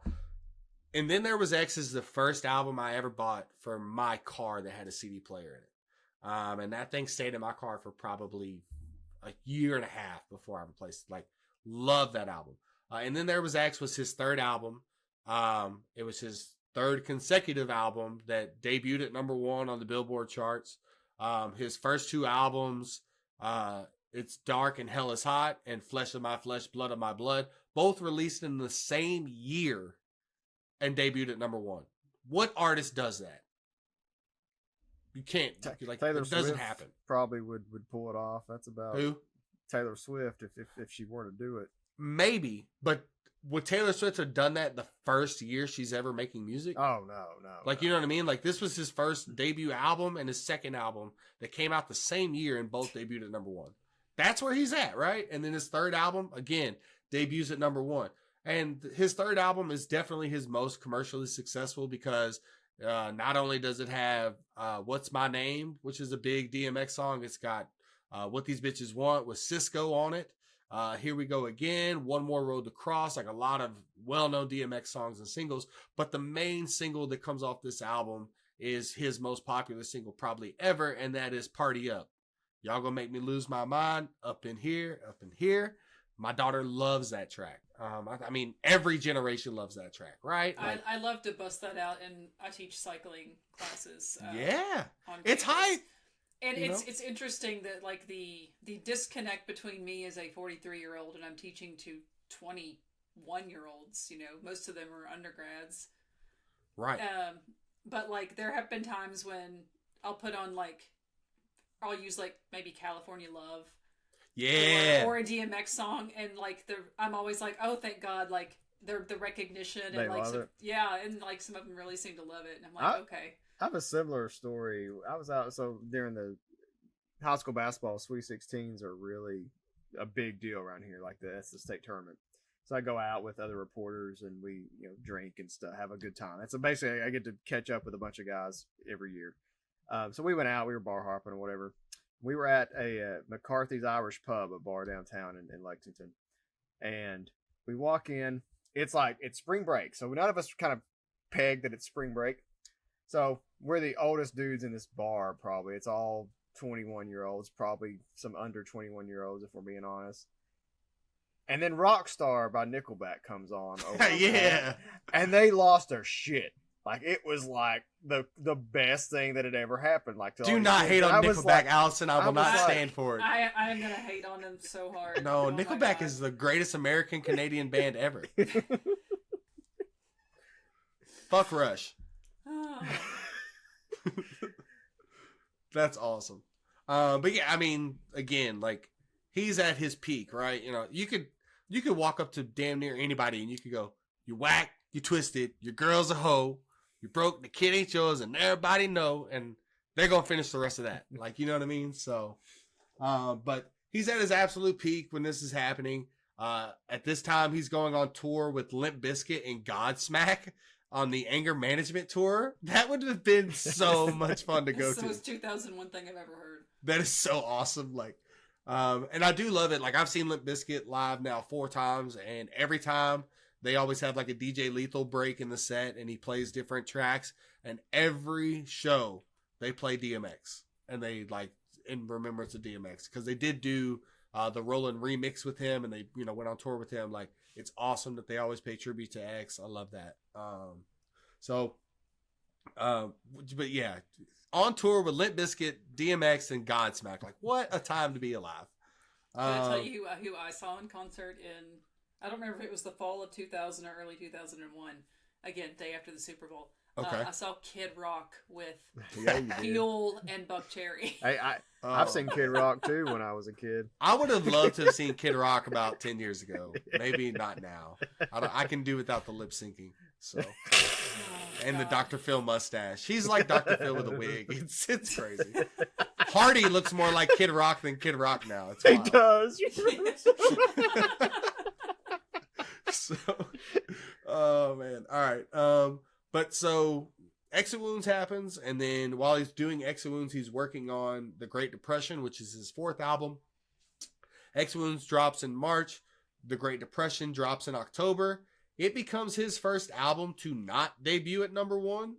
It's a solid album. It's still got very good songs on it, like Who We Be. Josh, I bet you've heard that one. It's They Don't Know Who We Be. No? Ah, man. It's all right. Well, another good song. It's a lot like that one. We Right Here and I Miss You are all like really big songs that commercially did well. The singles on that album are very solid. They're not quite to the level of What's My Name or Party Up, but they're right there with it. They're close. I Miss You, I believe, is the track he did with Faith Evans. It's actually, that's like an ode to Aaliyah as well, because they were really close. And then but the problem with this album, though, is that the songs that aren't radio singles, they just don't have the sustainability that his deep cuts, like on his previous albums, have. You know, like I Can Feel It, like I said, on It's Dark and Hell is Hot, is a song that, like, if you listen to the album, you're going to love it, but you've never heard it on the radio. You know, Here We Go Again is a song you've never heard on the radio, but if you listen to it, you're going to enjoy it. The Professional is another one. The Damien tracks, like, so Damien was a concept of his first album where he's making a deal with the devil to sell his soul to be a successful singer.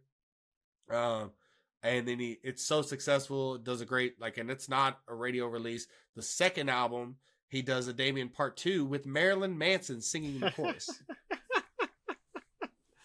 Like, DMX had an amazing career, man. But like I said, the deep cuts just don't have the sustainability. X claimed that what hurt his album was that he had his own recording studio on set while he's making the movies for Cradle to the Grave and Exit Wounds. And, you know, the producer, Joel Silver, is, you know, close with X. He's the one that's bringing him in to do these movies as well. And X is like, yo, check out this new music I'm working on. And Joel Silver, like, every song he plays, Joel Silver's like, I need it for the soundtrack. Gotta have it for the soundtrack. Like, and X gave him, you know, like 4 or 5 hits to the soundtracks. Like, X Gonna Give It To You. X Gonna Give It To You was supposed to be on Grand Champ, but it ends up on the soundtracks instead. Which I think it ended up actually being on Grand Champ as well, but originally they were going to leave it off the album completely. And, you know, same thing with like Ain't No Sunshine, doesn't end up on any DMX albums, it's just on the soundtrack. So that is what he claims is like hurting his music. He like made multiple comments about like regretting ever playing certain songs for Joel Silver, because while it allowed him to take control over the soundtracks, which he enjoyed doing, but like it hurt his mainstream album sales for his solo stuff. So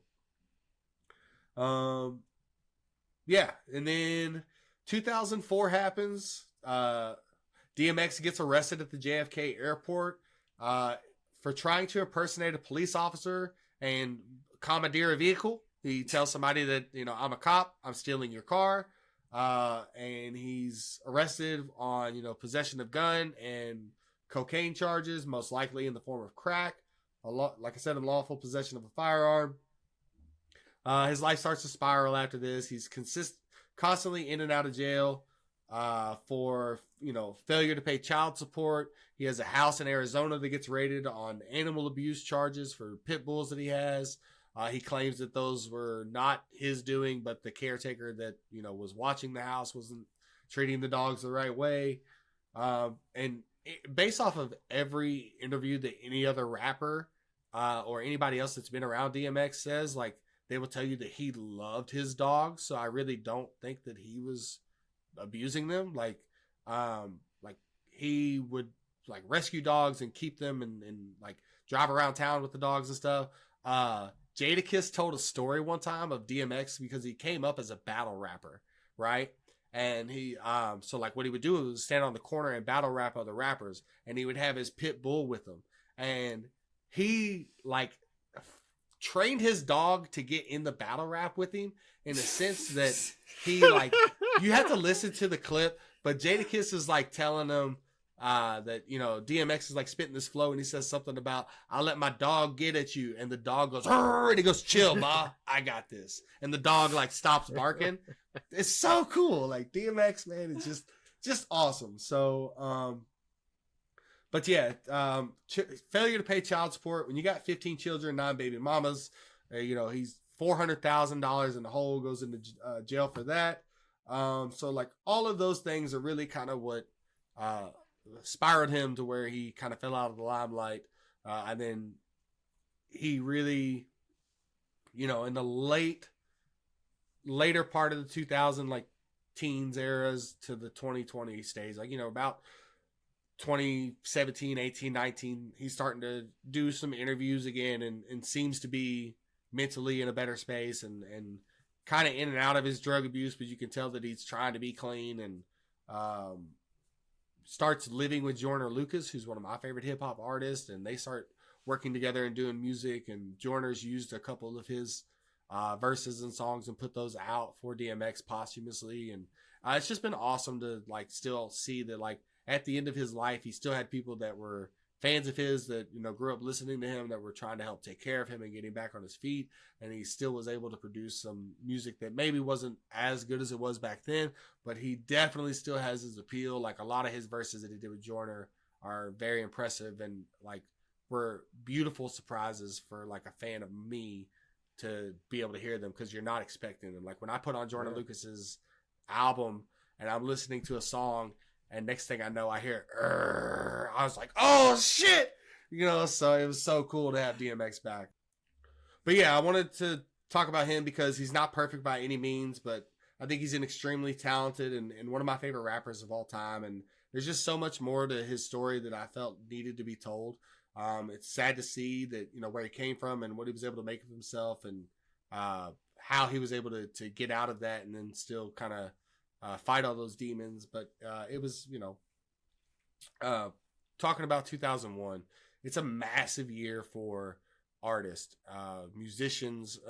You know, we've already mentioned like Ja Rule is in, you know, a couple movies at this time now. You got Aaliyah, you got Eminem, Snoop Dogg, Dr. Dre. There's just tons of musicians that are doing films. It's crazy. We never have talked about Elvis, who was probably the first singer to become an actor. But, you know, at this time, especially hip hop and R&B, they seem to be really heavy leaning into like making movies around these people. And I just kind of wanted to get your all's thoughts on like, why do you feel like that's changed? It doesn't feel like we're having that as much anymore. It's more of like your Zendayas and your Ariana Grandes, like people that are kind of doing both at the same time as they come up, and then they go one way, but then they blossom back in. And it's well, just yeah, like, because when was like, it's I'm glad you brought up Ariana, because when, like, I mean, I'm not like a big pop music fan, but like when was it, like, does she still even do music? Like, it seems I think like she it's been a stopped minute, making like her albums while doing Wicked, but I'm sure like a year from now she'll probably have like a big comeback album, I would assume. So, but yeah, I mean, you know, why do you think that that's changed? Because it felt like movies were very heavy into like trying to bring these, you know, this genre in, and now it doesn't seem like really music in general is getting a whole lot of roles. And so why has that changed? I wonder if it's just the enshittification of culture that's going on right now, but like the people coming up into pop culture right now have basically been kind of trained that you're going to be a multi-hyphenate. Mm-hmm. If you want to be successful, you need to be able to sing and act and be an entrepreneur. And while I think there's some people who can probably do both very well, I feel like that just leads to a lot of kind of bland artists. And then, like, I don't know if maybe there's also, do movie studios view putting someone who's purely known as a musician into a movie as a risk now? Maybe. There's so few movies that I feel like come out in the theater compared to 2001. Like every week when I'm like looking at the Regal app, like, what do I want to go see? And I'm like, God, there's like nothing out right now. I just wondered if like they've decided that's not worth the investment because maybe in the past this hasn't paid off enough for us to do it. Well, and so much of it I think has to do like with them. They don't make movies like this for, especially for theaters. Like this is a mid-budget movie. Mid-budget, yeah. That is anchored by a action star that's at this point a has-been that it's made, and a up and coming like an anchor in DMX who, you know, I think it's two things. So you had that advantage because you're leaning into like trying to create a mid-budget movie out of like spare parts in some ways, and then you're also at this time like hip-hop and R&B is like it's been popular for a minute, you know, but like it's really at this point in time starting to really become like the dominant genre in music for a while at about this point. So I think they're kind of like trend hunting too, like oh, we can bring in this guy because he, you know, the kids love DMX, you know, like, so you're blending those two things. You have movies that need, you know, people that, you want to go see in them, and then you have these popular people. So I mean, I guess the equivalent now would be like you got a really popular YouTuber, but like that's just a different thing. Like people don't, or a popular like TikTok person, I think. And you see that, like, there's probably been cases of that, but like they're probably on streaming movies or something. Like we're not even aware of the things that these people are in, you know, but yeah, with musicians, it's interesting because I think it's tougher to, you know, their industry has been gutted as much as probably more than even movies in some way. I mean, like with the way everything went from soundtrack, like from like you sold albums to you're lucky if you can sell a single to a person, you know, everything's so you're so, I think some of it's what Allison said, you're kind of either trained to be this multi-hyphenate, you have to do everything, or you're leaning so hard into the music trying to make that work, and you're trying to tour and make a career out of that how would you even find the time to act? And I mean, most musicians make their money touring, right? Even like even the really, really successful ones, because you're generally not making a whole lot of money off of album sales. But I think like Lady Gaga has proven you can do both. Like, she's, you know what I mean? She's one like, of the more modern like musicians. Yeah, we should have brought her up that I think is. Yeah. I think she's pretty good. Yeah, I mean, Lady Gaga is one that we definitely probably overlooked and should have brought up earlier. Another one that I failed to mention that stars in a movie that came out this year that honestly, I wish I had mentioned it because I think it would have been a perfect bonus episode for this. I do want to do an episode on it. Is Baby Boy. It's got Tyrese in it. It's a John Singleton movie that was originally written for Tupac before Tupac died. So, but you know, that's another, you know, and then we've got LL Cool J's in movies as well. Like there's just, you know, tons of it. But yeah, I mean, we do see like Post Malone makes cameos. I just thought about LL Cool J and Deep Blue Sea. Hey, you killed my bird. Shout out to bringing up Baby Boy. It comes out, I think, 2 weeks after this episode drops. Will be released as part of a John Singleton trilogy that the Criterion Collection is putting out. So it could have been Criterion Collection eligible if we'd done this. I would have picked it. I absolutely would have picked it. Baby Boy is an amazing film. It really is. It's awesome. But you know, Post Malone has done a few cameos, like in Spencer Confidential and Roadhouse. It does seem like, and part of me wonders if DMX was like a cautionary tale of like, do we want to hitch our production company to this person's name because like, look what happened with him, right? You know, I mean that we brought him up briefly earlier, but I mean I think maybe the best example of this like being like something that works for some people is Ice Cube. I mean, like, whatever you think of him, like, he's probably better known as an actor than a musician, right? Oh, absolutely. Like, at this point. I feel like anybody born after the year 2000, for sure, would not, maybe not even realize that he had such a prolific and, like, culturally relevant rap career. Well, the thing about Cube, too, is he's able to do, like, every style of film. He's in, like, he does, you know,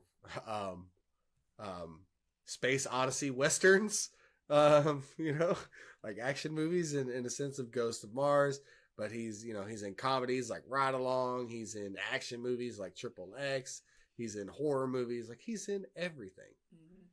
He's not in as many movies, but another guy, I just remember LL Cool J's had a long ass career of TV, like done. I mean, don't forget about Ice-T. I mean, Ice-T, yeah, killing in Law and Order. So yeah, although I mean, like, so it was a great way to get yourself into a career there for a while. I do think, like, I mean, I guess now it's, you know, obviously those guys wanted it or they wouldn't have pursued it and kept at it. So like, not to say that they didn't want it, but like now you really probably have to want it, like, and that be like your main thing in a way that even then was a little easier than it would be now. Because I'm thinking, I mean, like, again, like Ariana Grande, like, you know, it seems like it is kind of strange to me that, like, that she just is kind of went off. Like, yeah, you're right, she'll probably have an album out or something, but like, it's weird that you didn't put out music at all during that point. Like,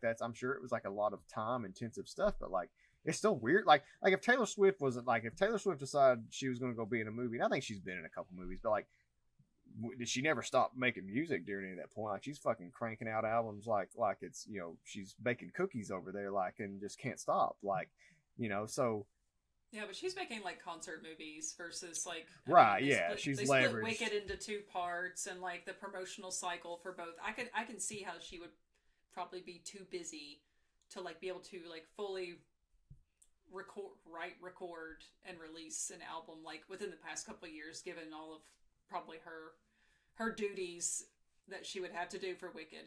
Yeah, oh yeah, for sure. But yeah, it's like with, I mean, like DMX was, I mean, what, he was putting out 3 albums in the span of a couple. And I know with rap, it's a little like they will put out albums like in a way that's different from a different cadence than pop music. So there's that part of it too.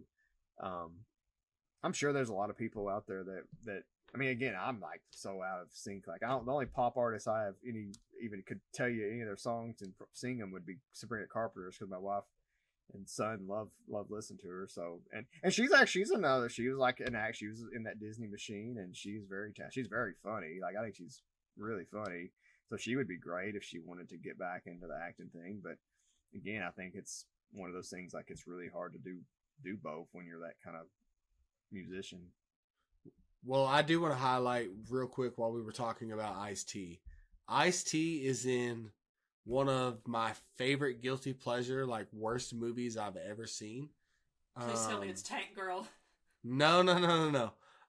This movie came out in 97. I remember watching it, and it was like the first time I'd ever seen anything Ice-T. It's called Mean Guns. Okay?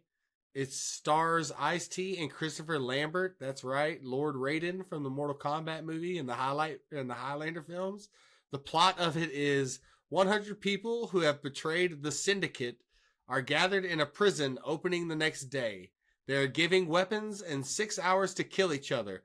The 3 remaining get to share $10 million. That is a 90s ass plot right there. Yeah. Mean Guns. Check it out. I own the physical copy. Had to have it. Well, if you've never seen Tank Girl, would recommend. That movie's insane. Also, Okay. I think it might be the first movie Naomi Watts was in. She plays Jet Girl. Oh, okay. All right. But Ice-T plays like She is. I think that was her first movie. a kangaroo human hybrid. Oh boy. Yeah, Ice-T and Mean Guns has like a really bad silver grill. They really like ghetto him up. It's wild.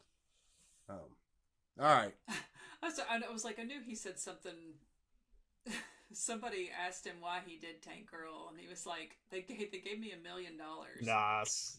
Yeah, they sent me a picture of a kangaroo, and I'm like, what the fuck? Am I not like with Keanu Reeves? What the fuck? Are we going backwards? Do I owe money? What's happening? Then they go, they're going to pay you $1 million. I started hopping around the room like the fucking kangaroo.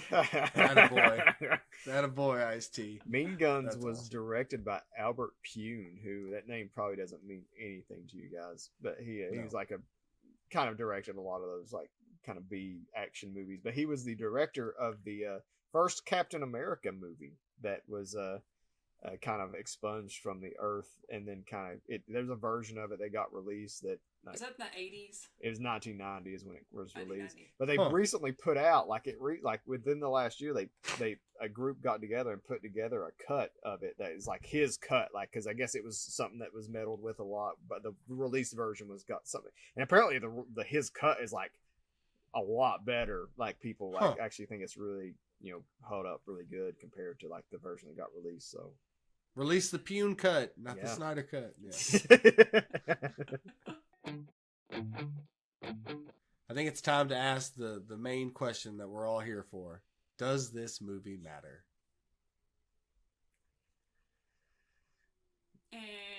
The movie, no.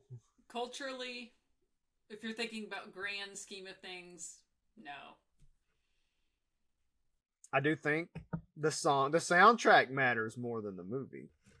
I will say this. I will say that while the movie is not great, I think it matters for the sense that it matters for DMX. Like, it's, you know, it shows just how talented he really was. I think it opens up people. Like, my mom and dad would never listen to anything DMX, right? But like when they saw Exit Wounds, they liked DMX, and they wanted to see Cradle to the Grave because they liked DMX. And DMX would come on the radio, and I'd be like, "Mom, it's DMX from Exit Wounds," you know. So like, it was able to while they didn't love his music, and had they heard his music before they saw the movie, they probably wouldn't like the movie as much. You know what I mean? But it was able for me to like connect with them on that level. And again, just as somebody who loves DMX, it matters to me for him, because I think it shows like him at his best, where he's like at the peak of his career as an artist. He's doing movies. He's actually really talented as an actor. This movie doesn't work if him and Seagal suck, but it works because Seagal's the only one that sucks. And so like, I don't know, man, to me it matters just for DMX. Like, I think it shows that, you know, there's more people, like, you know, you can understand why Tupac worked as an actor, because he went to a theater school and was trained in the art. Like, he was performing, you know, Raisin in the Sun in front of like the vice president, you know, like that type of shit. And like, DMX is just a dude whose mom left him when he was, you know, a kid, and grew up on the streets selling drugs, robbing people, and he gives a great performance. And so like, yeah, that's why I think this movie matters. I think DMX definitely matters. Because he's, I mean, we just named this. I mean, again, X Gonna Give It To You is like, I'm like definitely the biggest country bumpkin on this show, and like certainly, you know, closer to that than your typical like person who's into rap. But like I know that song. I love that song. Like, it's like and it's just a really like hot music, you know, like and I think that's a song, and there's probably but I think like that, I'm thinking of like that's a better song than the song I'm reading name. But like All I Do Is Win, like that song, I don't even know who sings that song, but like DJ Khaled. yeah, like, Well, like it's T-Pain and a couple other people, like, but yeah, it's like X Gonna Give It. He has like an anthemic kind of quality to it. Yeah, it's the horns. It's got that dun dun dun dun dun yeah, dun dun, and dun, it just dun, really like gets you like your blood pumping, and I think it's just for that alone, like that's enough of a reason for me to want to watch Cradle to the Grave. Like, just, you know, like dude, learning that's you like, need to watch Cradle to the Grave. I want to hear your review of it because you'll love it, dude. I did want to. I was kind of looking through his filmography a little bit more as we wind down here. He was in a movie, I guess I assume it was direct to video. It looks like it might have been called Lords of the Street in 2008 that came out. And I only bring it up because the co-star in that was Chris Christopherson, who's another guy that we should have brought up like as a really good musician turned actor. So hell yeah. Love Chris Christopherson, a true country music person. Chris Christopherson. He wasn't no bootlicker. Oh man. Okay. All right. Well, that about wraps up our conversation on Exit Wounds. Thanks again for listening to our discussion about cyber gajillionaires, dirty cops, and a man with the face of a dog from Tom and Jerry. Show notes are in the description, along with links to all of our online hangouts. Please leave reviews on your favorite podcast app. Follow us on Instagram, and like and subscribe on YouTube, and comment in all of our videos as well. Anything that you think about these movies or our takes on them, we love to engage in conversations. So, and share with your friends, you know, hey, even if they haven't seen these movies, like, check them out. And then maybe you'll want to watch the movie after listening. So, Allison, Josh, y'all got anything else you want to say before we get up out of here? I do hope people, I mean, I say this after pretty much every show, but watch this movie. It's a little harder to find. It's not, at least at the time of recording it, as far as go to any pawn shop, you'll find it. Yeah, I say your best bet. Your best bet. I mean, if you can rent it, you know, digitally. I never really loved that. I'm not a big fan of that if I can avoid it. But yeah, you probably can find a, you know, under $5 copy somewhere in a snapper DVD case. It's never. I think it has been released on Blu-ray, so that would probably be a better way to go if you want to pay a little bit more. But yeah, watch it. I mean, it's because if nothing else, it's a great for its time, a pretty average movie, but like an average movie at that point in time holds up incredibly well, honestly, and against contemporary stuff. And I feel like I come off as someone who like hates contemporary movies, because that's absolutely not the case. I love a lot of contemporary movies, but like just movies like this don't really exist anymore.